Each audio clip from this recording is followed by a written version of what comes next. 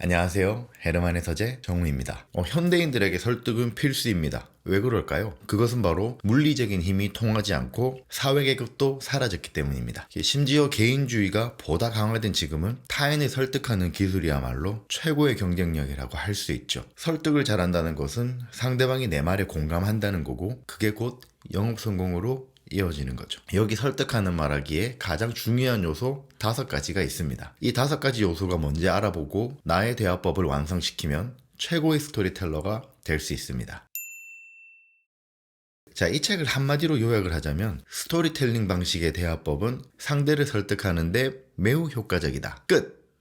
이렇게 말하면 너무 짧죠? 조금 더 풀어서 이번엔 3마디로 요약해 보도록 하겠습니다. 비즈니스 세계에 몸담고 있다는 것은 일상적으로 무언가를 판다는 것을 의미하는데요. 두 번째, 판매가 자본주의 사회로 움직이는 동력이라면 이야기는 인간의 마음을 움직이는 동력이라는 거죠. 이런 이야기에는 효과적인 스토리텔링의 요소들이 들어가야 상대를 설득할 수 있습니다. 그렇다면 효과적인 스토리텔링 요소들만 알 수 있다면 우리가 좀 더 좋은 이야기를 만들어서 내가 상대를 성공적으로 설득해서 우리가 원하는 결과로 만들 수 있겠죠? 그럼 이제부터 효과적인 스토리텔링의 요소 5가지를 같이 알아보도록 하죠. 성공적인 스토리텔링의 첫 번째 요소는 열정입니다. 모든 설득력 있는 이야기에는 화자의 열정을 청자에게 전달해 청자가 흥미를 느끼게 한다는 그런 공통점이 있습니다. 상대방이 내 이야기에 관심이 없다면 내 이야기는 아무런 의미가 없기 때문이죠. 유튜브 썸네일이 대표적인데요. 그 썸네일에서 사람들이 흥미, 즉 열정을 끌어들여야 영상을 클릭하게 만들 수 있다는 거죠. 이런 스토리에 열정이라는 요소가 없다면 내가 아무리 말을 하고 싶어도 들어줄 사람 자체가 없으니까 이야기는 성립할 수 없게 되는 겁니다. 성공적인 스토리텔링의 두 번째 요소는 영웅인데요. 이 영웅이란 상대가 내 이야기에 관심을 기울였다면 이제 이 이야기를 이끌어 나갈 인물이 필요하잖아요. 매력적인 인물을 만들었다면 어느새 상대방은 이 인물에 감정이입을 하게 될 겁니다. 결국 상대방이 스스로를 영웅으로 느끼게끔 만드는 게 이 핵심이죠. 유튜브에 대입하면 제가 오늘 설명하는 이걸 여러분이 실천하면 여러분도 성공하게끔 느끼게 만들 수 있다는 거죠. 그러면 이 영상의 영웅은 제가 되는 거고, 이 영상이 성공적이라면 여러분들이 저한테 감정이입을 해서 제가 여러분이 될 수 있게끔 느끼게 만든다라는 거예요. 그런데 그냥 영웅만 있으면 설득력이 떨어집니다. 쉽진 않지만 극복할 만한 문제가 있어야 하는데요. 성공적인 스토리텔링의 세 번째 요소는 바로 악당입니다. 매력적인 인물을 만드는 가장 중요한 요소는 바로 악당인데요. 이 악당은 특별한 문제가 될 수도 있는 모든 방해 요소를 의미하는 거기 때문에 꼭 빌런, 사람이라고 할 수는 없어요. 문제가 될 수도 있다는 거죠. 하지만 이 방해 요소가 너무 강하면 안 되고 극복 가능해야 되거든요. 너무 강해지면은 이 무기력함을 느끼게 되고 포기하게 되는 경향이 생기기 때문이에요.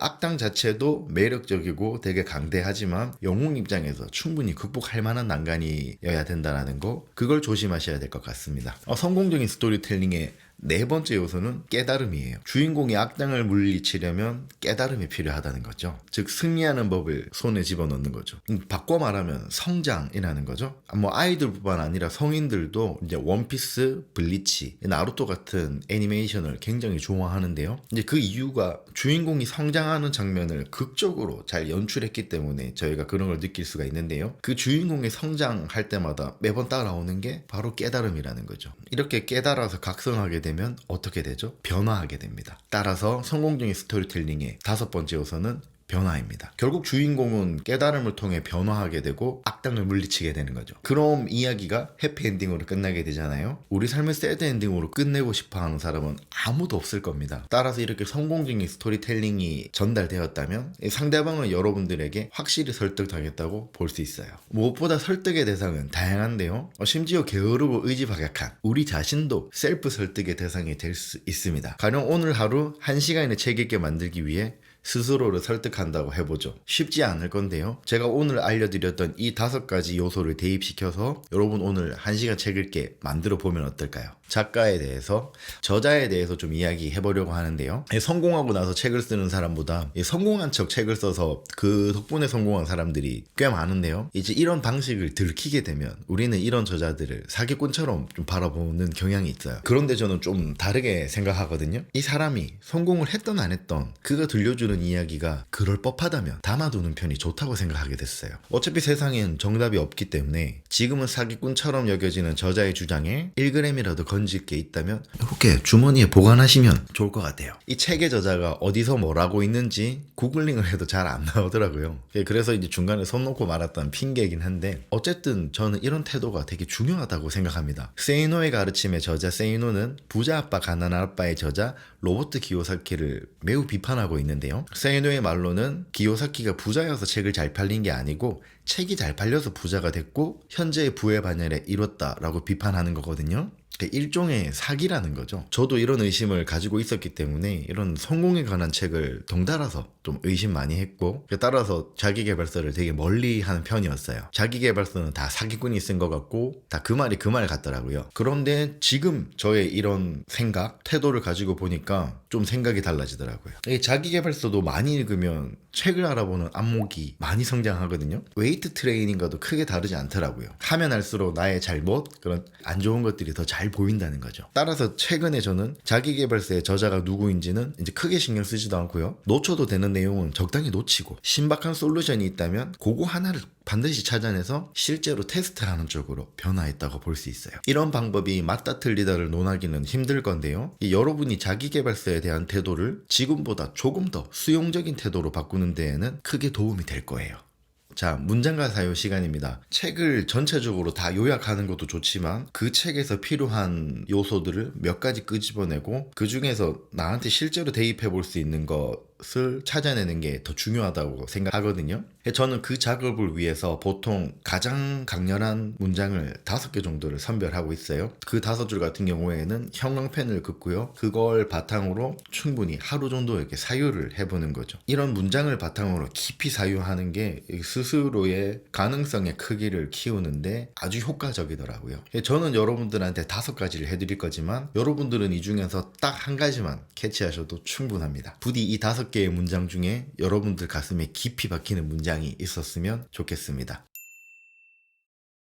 14. 1마일을 4분 안에 완주할 수 있는 사람은 고작 몇 명뿐이다. 그저 달릴 줄 아는 사람들과 달리 뛰어난 달리기 선수는 달리기 방법을 속속들이 알고 있다. 그들은 목표를 성취하기 위해 자신들의 보폭과 신체 부위의 근육을 제대로 연계할 줄 안다. 뛰어난 설득 전문가가 되고 싶다면 이야기를 다루는 데 있어서도 이러한 방식을 터득해야 한다. 아이들이 서서 걷기 위해서는 1000번 이상 넘어져야 된다고 하더라고요. 왜 에디슨이 필라멘트 전구를 발명할 때 1000번 이상 실패를 했으니까 그것과 비슷할 정도로 많은 도전이 필요하다는 거죠. 우리는 타고난 사람들을 되게 부러워하는 경향이 있는데요. 그것보다 실제로 중요한 거는 직접 공부하고 도전하고 그걸 깨지고 극복하고 이것을 반복해야 한다는 거죠. 이 모든 게 성공을 향해 가는 길인데요. 오늘 이 말하기도 마찬가지입니다. 여러분들이 말하기를 연습을 해서 누군가를 효과적으로 설득하고 싶다 이런 생각 해보셨는지 모르겠는데 실제로 세상에는 몇백 몇천만 원짜리 스피치 수업이 있을 정도로 이 말하기가 중요하다는 사실을 알고 있는 사람들이 굉장히 많아요. 에이 뭘 말하기를 공부해 그냥 하는 거지 라는 생각이 들었다면 조금 심각하다고도 볼 수 있을 것 같아요. 여러분 말하기 연습하셔야 합니다. 배고 그는 일부러 다른 사람들을 감동시키려 들지 않기 때문에 그럴 수 있다. 자신의 방식대로 이해하라고 강요하지도 않고 자신이 옳다는 것을 증명하려 하지도 않는다. 그는 단지 자신의 경험과 지식의 상점을 열어놓고 사력 있게 남들과 공유하고자 할 따름이다. 그런 식으로 청중으로 하여금 자연스럽게 그 자신의 방식을 들여다볼 수 있도록 해주면 청중은 새로운 것을 발견했다는 자각을 하게 된다. 문제는 발견했다는 느낌? 바로 그것이다. 사람들은 스스로 찾아낸 발견을 신뢰하게 된다. 워렌 버핏의 가장 탁월한 이야기 기술은 이 주주들이 자신과 똑같이 생각한다고 느끼게 만든다는 거거든요. 따라서 사람들은 스스로 상상하고 그 결과도 스스로 찾게끔 만들어서 스스로를 신뢰하게 만든다는 거죠.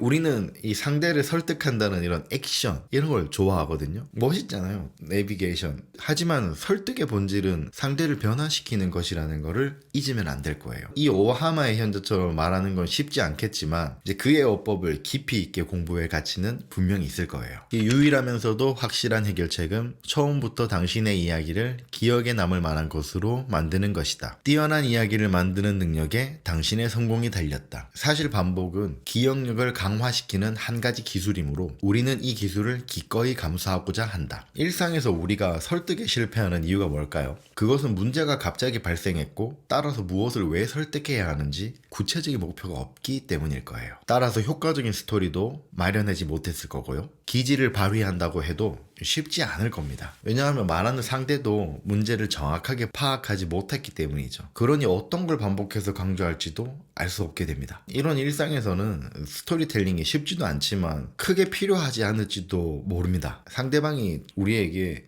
자신의 문제를 끝까지 토해내면은 스스로 문제를 제대로 자각할 거고요. 그 자각하는 것만으로도 충분할 거예요. 왜냐면 문제를 제대로 인지했다면은 제대로 된 질문을 던질 수 있을 거고, 질문을 제대로 던졌다면은 충분히 제대로 된 답을 찾아낼 거기 때문이죠. 따라서 이런 일상생활에선 상대가 좋은 스토리텔러가 될 수 있게 이런 요소들을 첨삭해주는 정도로만 말하고, 우리는 듣는 것에 더 많은 공을 들일 필요가 있어요. 이 정도만 따라하셔도 앞선 장에서 말했던 워렌 버핏의 어휘처럼 사람들로 하여금 스스로 깨닫게 하는데 매우 효과적일 겁니다. 따라서 우리가 워렌 버핏처럼 많이 몰라도 상관없어요. 상대가 하려는 말을 조금 더 다듬어주는 정도로만 해주면 충분할 거예요. 소문을 만들어내고 싶다면 이야기를 간단하고 빠르게 전달해야 한다고 주장한 바 있다. 그와 함께 이번 장에서는 어떻게 소문과 바이러스 마케팅이 청중 다수에게 영향을 미칠 수 있는지 포괄적으로 살펴봤다. 이보다 더 싸고 빠른 방법은 없다. 하지만 미완성의 이야기는 그 외에도 여러모로 유용하다.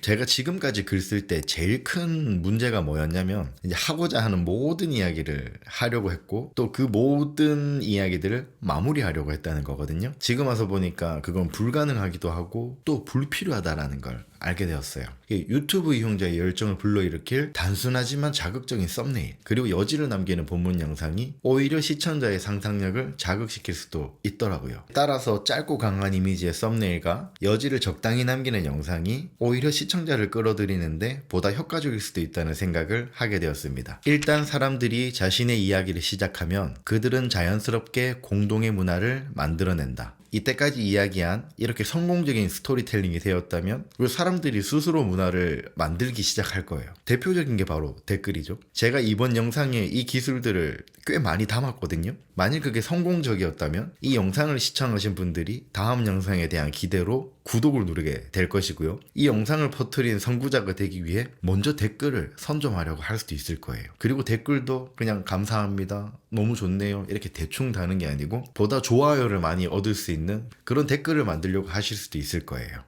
사진에서 보시는 것처럼 이 책의 원제는 The Elements of Persuasion, Use Storytelling or Pitch Better, Sell Faster, and Win More Business 라고 되어 있는데, 해석하자면 설득의 요소, 더 나은 홍보, 더 빠른 판매 및 판매를 위한 스토리텔링 활용, 더 많은 비즈니스의 성사. 누가 봐도 완전 비즈니스에 대한 내용입니다. 이 책이 2007년 8월 14일에 발간됐으니까 꽤 오래된 책이죠. 제가 유튜브 시작하면서 되게 말을 못하더라고요. 그래서 그런 방법들을 좀 알아내기 위해서 구매했던 책들 중에 하나예요. 그런데 이제 생각보다 이 책이 그것에 부합하지는 않더라고요. 뭐랄까 방법보다는 원론에 가까운 그런 책이었기 때문인데요. 한국 명칭은 5가지만 알면 나도 스토리텔링 전문가. 이 책이 분량이 많지 않은데도 읽기가 되게 어렵더라고요. 그리고 머릿속에 들어오는 것도 별로 없었어요. 원론에 가깝기 때문이죠. 뭐 책이 나쁘다는 얘기를 하는 건 아니고요. 이 책이 알려주는 단 한 가지는 설득을 위해서는 스토리텔링이 중요하다 입니다. 뭐 그걸 모르는 사람은 없지만 우리가 일상을 살다 보면 이런 요소들을 놓치게 살게 되잖아요. 늘 말씀드리지만 이제 이런 책은 영양제거든요. 아는 걸 다시 일깨워주는 역할을 하는 거죠. 아파서 먹는 게 아니고 꾸준히 건강하려고 먹는 책이거든요. 이 정도의 내용을 알려주는 것만으로도 저는 이 책의 값어치는 충분하다고 봐요. 뭐 심지어 알라딘에서 중고로 구매했기 때문에 오히려 더 가치 있다고 볼 수도 있죠. 이 책의 핵심은 효과적으로 상대를 설득하려면 5가지 요소가 들어가 있는 스토리텔링을 하라고 주장해요. 이 방식으로 대화를 이끌어가면 좋은 리더가 되고 남다른 성공을 거두기도 할 거고 어쨌든 훌륭한 영업인이 될 수 있다고 말해요. 그 5가지 요소는 바로 열정, 영웅, 악 악당, 깨달음, 변화입니다. 이 책은 총 9개의 장으로 이루어져 있는데 핵심 요소는 1장에 다 담겨 있어요. 2장에서 9장은 이 5가지의 요소를 풀어서 디테일하게 설명하고 있는데 좀 억지로 분량을 늘린 것도 있고 일관적이지 않거나 메시지가 뚜렷하지 않은 부분도 있어요. 공동저자라서 작가가 2명인데 훌륭한 스토리텔러인지는 모르겠지만 적어도 훌륭한 작가는 아니라고 생각해요. 스토리텔링이 아주 많이 들어가기도 했고 공감이 되는 부분도 있는데 설득되는 기분은 들지 않더라고요. 물론 번역이 별로일 수도 있습니다. 그래도 원작이 좋지 않으면 이게 아무리 번역을 잘해도 좋은 결과가 나오기 힘든 게 사실이잖아요. 특히나 이런 자기계발서는 좀 더 그런 편입니다. 한때 스토리텔링이라는 키워드가 전국을 휩쓸던 시절이 있었는데 이 책이 출간되던 그때가 아닐까 생각되네요. 그래서 좀 책을 잘 팔아야 되니까 억지로 스토리텔링이라는 제목을 넣은 게 아닌가 그렇게 생각이 돼요. 번역자의 의도일 수도 있겠지만 아마도 편집자의 의도겠죠. 그냥 원제 그대로 Elements of Persuasion, 설득의 요소가 좀 더 설득력 있어 보이는데 말이죠.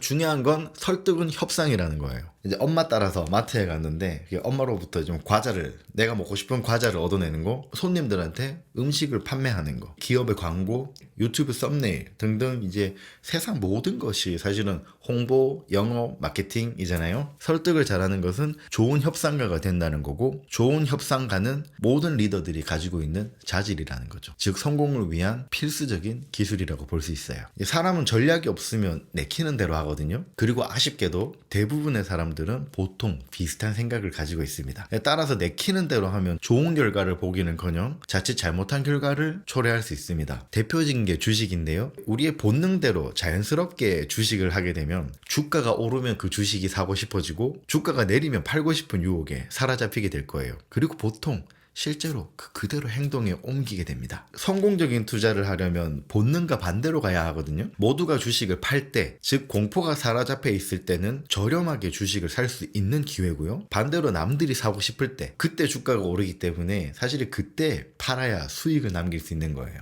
하지만 주가가 오르는 중이기 때문에 쉽게 매도하기가 힘들죠. 이런 본능을 거스르는 행동은 전략에 대한 믿음이 없으면 쉽게 행할 수 없기 때문이에요. 대화도 마찬가지거든요. 우리가 누군가를 대할 때는 대화법에 전략을 두어야 해요. 그러나 보통 아무 생각 없이 그저 떠오른 말을 즉각적으로 하죠. 그래서 목적 없는 대화를 통해 좋은 결과를 얻을 수가 없는 거고요. 좋아하는 이성의 환심을 사는 것부터 이제 손님에게 내 상품을 판매하는 거, 뭐 나아가서 이제 기업과 기업 간의 인수합병까지 모두 뚜렷한 목적이 있어야 되고 전략이 있어야 된다는 거예요. 생각대로 막 살면 안 된다는 거죠. 이제는 아무리 재주가 좋아도 나의 재주를 사람들에게 알리지 못하면 살아남을 수 없는 시대가 되었습니다. 공부 잘해서 좋은 대학에 들어가는 것도 이제 크게 보면 나라는 존재를 브랜딩하는 거거든요. 그게 바로 효과적으로 대기업을 설득해서 나를 판매하는 데 성공했다고 볼 수 있는 거죠. 좋은 대학에 들어가는 것조차도 훌륭한 스토리텔링의 요소가 될 수 있는 거고요. 잘 만들어진 브랜딩이 설득력이 있었다는 반증이고 그 브랜딩의 기반은 다름 아닌 스토리텔링이에요. 그런데 요거 하나는 조심하셔야 됩니다. 기업에서 원하는 건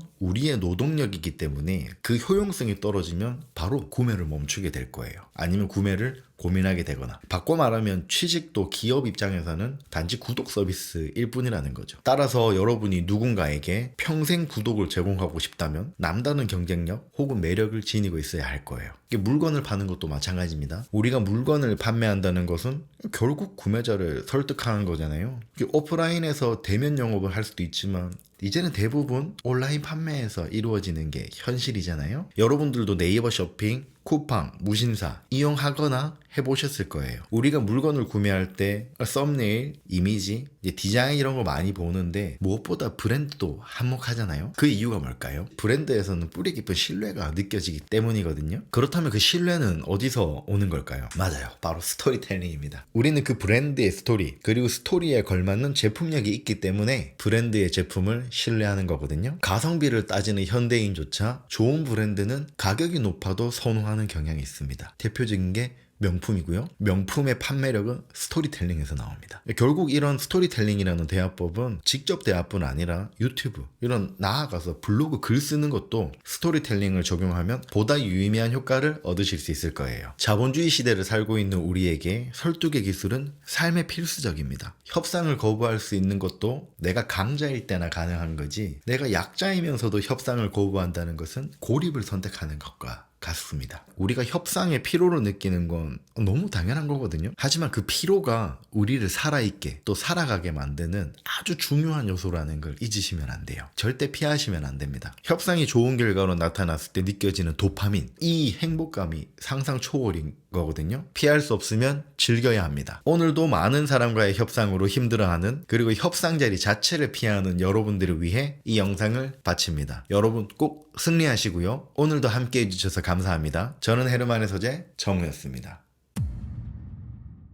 이번 영상이 유익하셨다면 좋아요, 구독, 알림 설정 부탁드려요. 헤르만의 서재 정우였습니다.